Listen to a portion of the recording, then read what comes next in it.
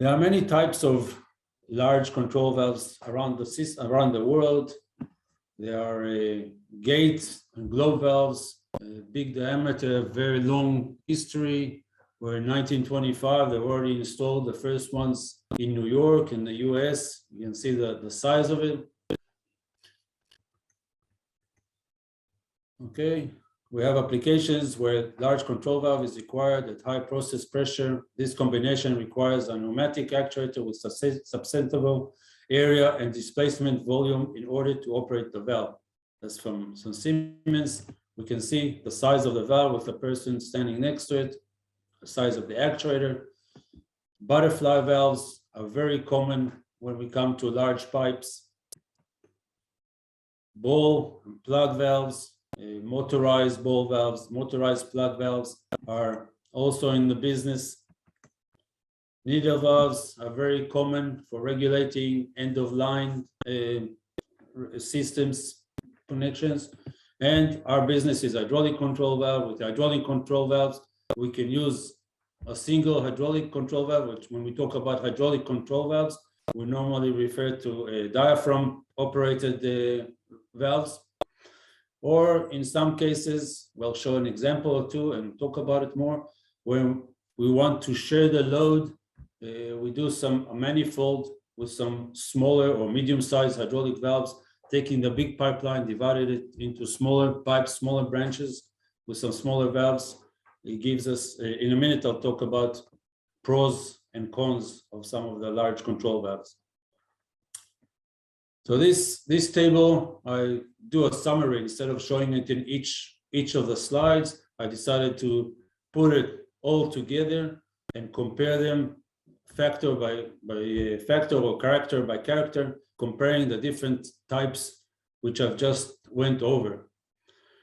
Okay, so if we look on the left, we have the valve type, we have the pictures. Hopefully where you see the screen is big enough so you can see the pictures and what's written, but I'll read it anyway. So the first parameter that I'm comparing is the installation area. So if we use a manifold, we need a large area. When we use the motorized butterfly valve, they take very small area, very narrow, just the size of the pipe, slightly bigger than the pipe. The width is very small, so they're very economic installation area. Okay, the others considered as medium. When we come to construction, when we use a manifold with a few hydraulic control valves, we need a few valves, it's a few accessories, a few pipes, a bit of welding, quite a bit of welding. So it's a bit more complex to construct. All the others are basically just plug and play, basically install, put your counter flanges and put it. It's a lot of work putting all these screws together, but still fairly simple. Energy consumption, this is what we're talking, okay? When we talk about hydraulic control valves, we talk about control valves that take the energy required for the operation from within the energy available within the pipeline. The energy available in the pipeline is the pressure, it is the flow, so they'll save operation, okay? Hydraulic control valves do not require any external energy, whereas the others require either pneumatic or electrical energy supplied, and it's okay if it's in a pumping station where it's available, but if it's in the middle of nowhere, far away from other infrastructure, it means you have to specially lay all this infrastructure for this extra energy. Okay, and once we have energy, there's also a matter of issue. What happens if there's a power failure? If something cuts, something goes wrong. So again, the hydraulic control valves, either the manifold or the large ones, they're not influenced. They will continue to operate because they don't lose the source of energy, which is inside the pipe. The others, the butterfly, the ball and plug valve, the needle valve, they will not respond because they need that external power. If it's gone, either they stay in last position. Some of them might have a mechanism to bring them to either some sort of fail-safe, either fully open or closed position. Some more parameters.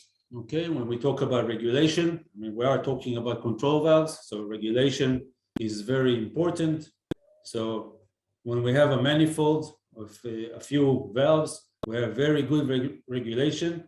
We may suffer sometimes with cavitation depending on how we size, because if it's too small, we may have high velocities and cavitation. But one important thing that allow here, it allows, I'll talk about it later on, actually. Then the motorized butterflies, they're usually not considered good for regulation. Yes, some of them are okay for regulation, but the more simple ones are less suitable for for regulation. Quite often they'll suffer from cavitation. Motorized ball valve and plug valves, depending what they have, some of them okay, they need special internals for regulation, but so it's medium capabilities.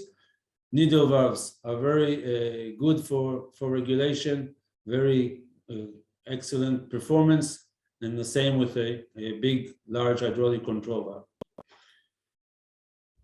Additional instrumentation means that they require, like the hydraulic control valves, being self-operated, they don't need extra energy, and they have everything on them. They don't need any flow meters, don't need any pressure sensors. It is all within, they don't need any controllers.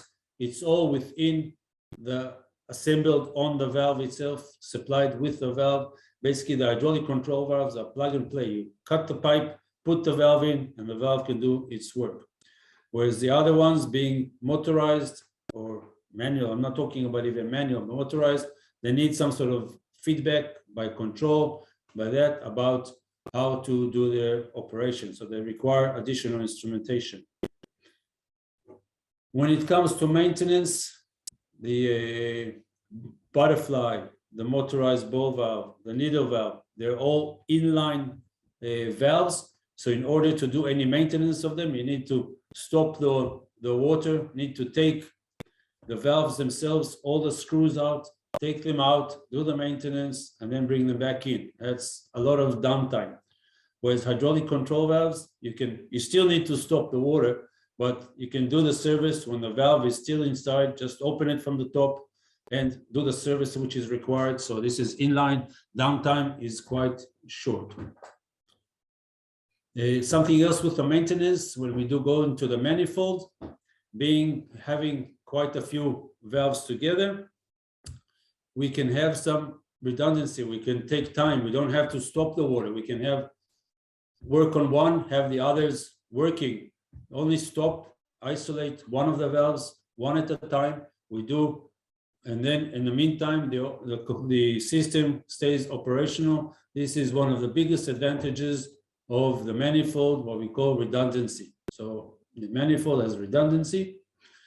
And the last thing is cost. I'm just talking about initial cost, not talking about running costs. Okay, it's actually just the energy. Sorry, it is, if I see the asterisk at the bottom, it does also include the energy required, the running costs and that. So, and installation. So the manifold, we said many parts, so it's expensive because many parts are required.